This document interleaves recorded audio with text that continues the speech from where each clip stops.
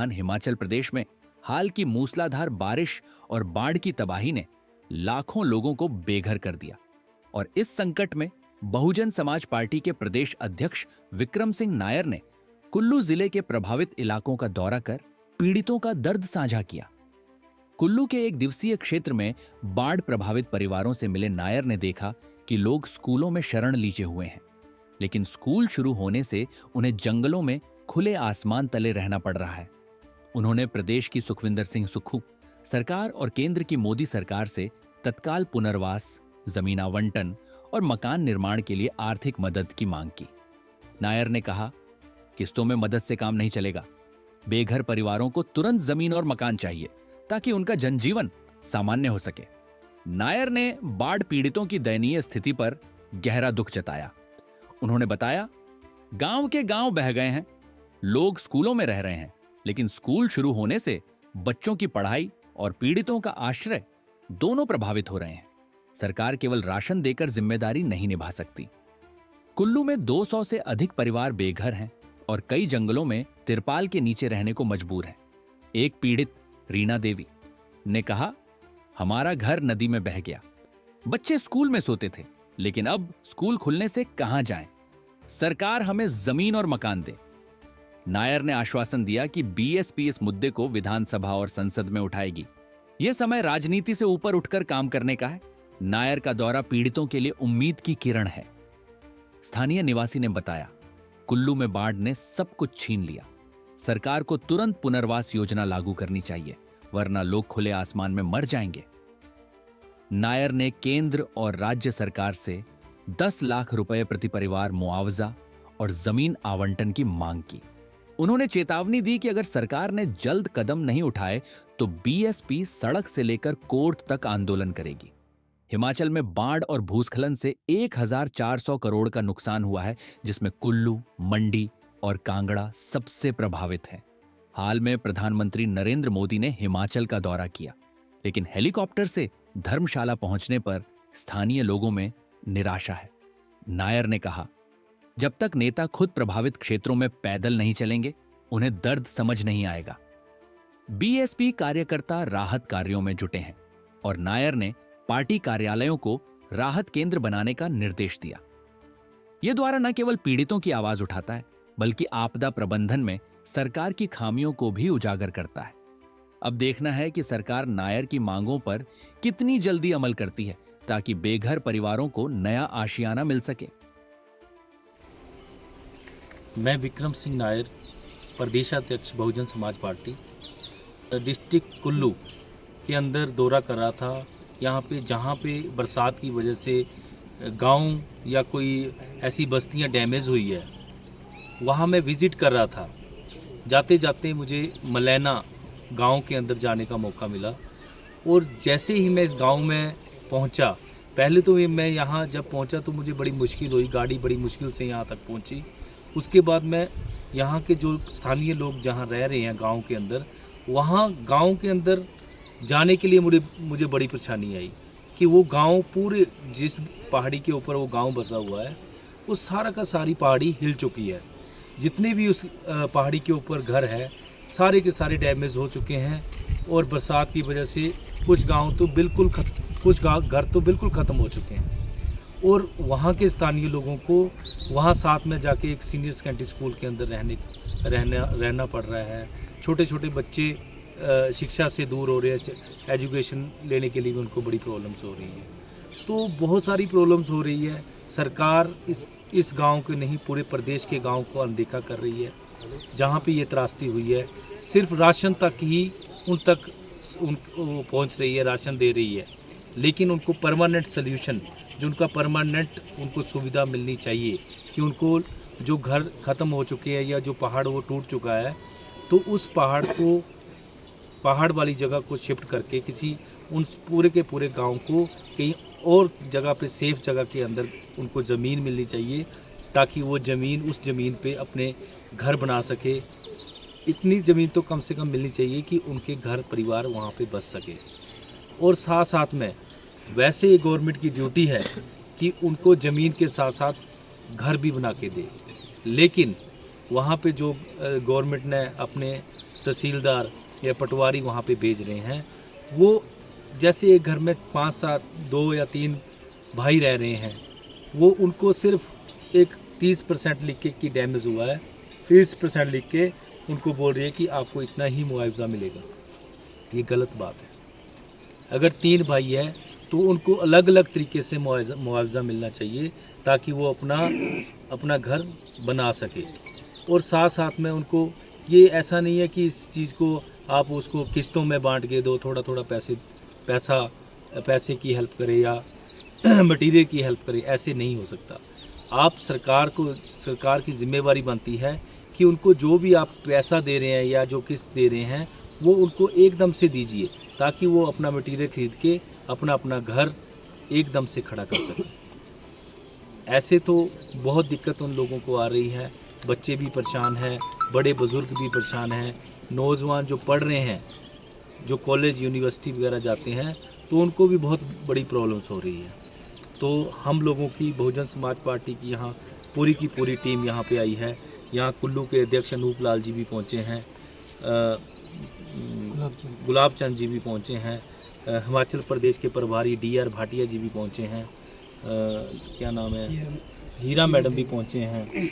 तो पूरी की पूरी टीम आज यहाँ पे इस गांव के अंदर पहुँची है, इसी आश्वासन के साथ कि जो यहाँ पे गरीब लोग रह रहे हैं वो सारे के सारे बहुत परेशान हैं। इन गरीब लोगों की आवाज़ सरकार को सुननी चाहिए और इनकी जो भी प्रॉब्लम्स है रहने की, घर की या जो भी सुविधाएं हैं, उनको जल्दी से जल्दी प्रोवाइड करनी चाहिए। नहीं तो बहुजन समाज पार्टी पूरे प्रदेश के साथ साथ कुल्लू के लोगों के लिए भी संघर्ष करेगी। सरकार से इनके जो सुविधा के लिए जवाब मांगेगी कि कितनी जल्दी आप इनको ये सुविधाएं देंगे। मेरा नाम DR भाटिया, बहुजन समाज पार्टी प्रभारी हिमाचल प्रदेश।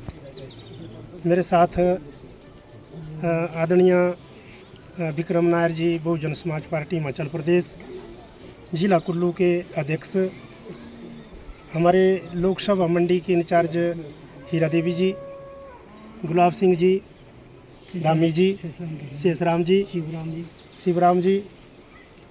मैं आज हमने इस गांव का जो क्या नाम है गांव का, बागन, जो कुल्लू जिला के अंदर अभी पीछे के जो बारिश हुई उसमें दर्जनों लोग बेघर हुए हैं, तो इस गांव का दौरा किया आज हमारी टीम ने। और मैं चाहता हूं शासन, प्रशासन और हिमाचल सरकार से मांग करता हूं कि आने वाले टाइम में, अभी थोड़े दिनों के बाद सर्दी का मौसम आने वाला है, क्योंकि इन लोगों को मकान की ज़रूरत है।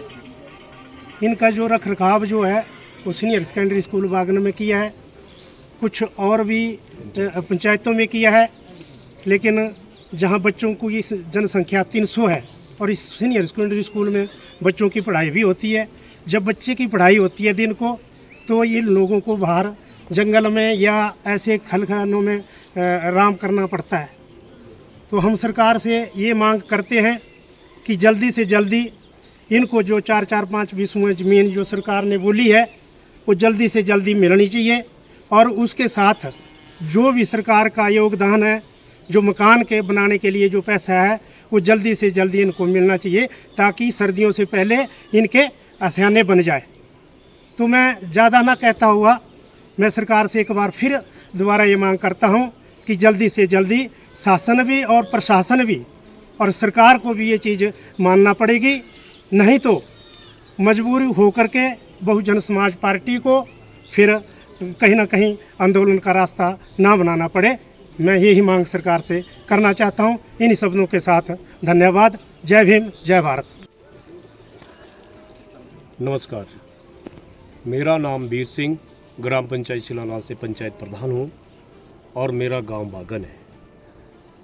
और जो इस बारी की भारी बारिश के कारण जितना भी मेरे गांव में क्षतिग्रस्त हुआ है, यानी कि पूरा का पूरा गांव जो है लगभग 70 घर के आसपास जो कि क्षतिग्रस्त हुए हैं, और जो अन्य घर बचे हैं वो भी पीछे पहाड़ी के पीछे बहुत बड़े बड़े चट्टान हैं, उनकी डर से वहाँ भी रहना खतरा से कम नहीं है।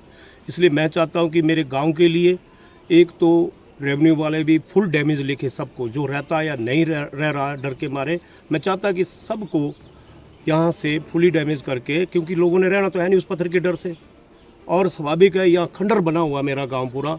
इस करके मैं चाहता हूँ सरकार से कि रेवेन्यू वालों से भी कि इसको फुल डैमेज करके लोगों को राहत राशि जो है ओनली 1 टाइम में मिले, ताकि हमारा लोग कुछ ना कुछ कर सके। दूसरी बात यह है कि ये गांव जो है भारी बारिश के कारण पूरी ज़मीन धंस गई है, जो कि कम से कम 40-50 फीट जो है नीचे की ओर चले गई है, नाले की ओर चले गई है। यहाँ पर घर बनाना भी बहुत ही मुश्किल है, ना बना सकते हैं, क्योंकि भविष्य के लिए तो क्या आज ही दिख रहे हम कि जो हमारे पुश दर पुश से मकान बने हुए थे वो भी चले गए हैं।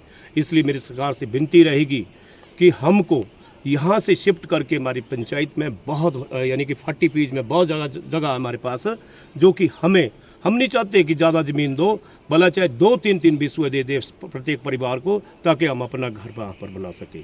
दूसरी बात यह है कि सर्दी जो है बिल्कुल आने वाली है, अब महीना भर में सर्दी आ जाएगी, क्योंकि लोगों के पास रहने के लिए कोई साधन नहीं है। मैं चाहता कि सरकार की तरफ से हमें 60-70 परिवार के लिए ऐसी चदरें आ जाए जिसका कि हम चदरों का ही खोखा बना लें, ताकि हमारी बहन बेटियां, बच्चे, बुजुर्ग उस खोखे के अंदर सेफ रह सके, ताकि लोगों को वहाँ पर अपने रहने सहने की छोटी मोटी सुविधा हो। क्योंकि हमने अस्थायी शिविर बनाने हो, वो हमारे पास गांव में दूसरे गांव में जगह दे रहे कुछ लोग, क्योंकि अस्थायी शिविर बनाने के लिए 8-10 एक जगह रहेगा, 8-10 दूसरी जगह रहेगा। ऐसे करके हम 70 लोगों का जो है 70 लोगों के 80 लोगों का जो घर बार से डर के मारे निकल रहे हैं, या जिनके घर फुल डैमेज हुए हैं, उनके लिए हम अस्थायी शिविर बनाएंगे। वो हम तब बना पाएंगे जब हमको सरकार की तरफ से इन 70-80 घरों के लिए चदरें आएगी, क्योंकि मुझे लगता है एक घर के लिए कम से कम 20 चदरें लगेगी, क्योंकि उस घर में थोड़ा सा किचन भी बने और लोगों को खाना पीने का साधन भी हो सके,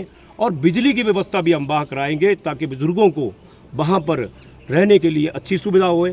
दूसरी बात यह है कि मैं सरकार से बार बार कहता हूँ कि मेरा गांव जो है, ये मैं इसी गांव से रहने वाला हूँ, मैं खुद इस गांव में रहता हूँ, मेरा घर भी टूटा है, इसलिए मेरे पास तो दूसरी जगह भी शिफ्ट है, घर जहाँ थोड़ा सा रहता है, लोग भी रह रहे हैं वहाँ पे।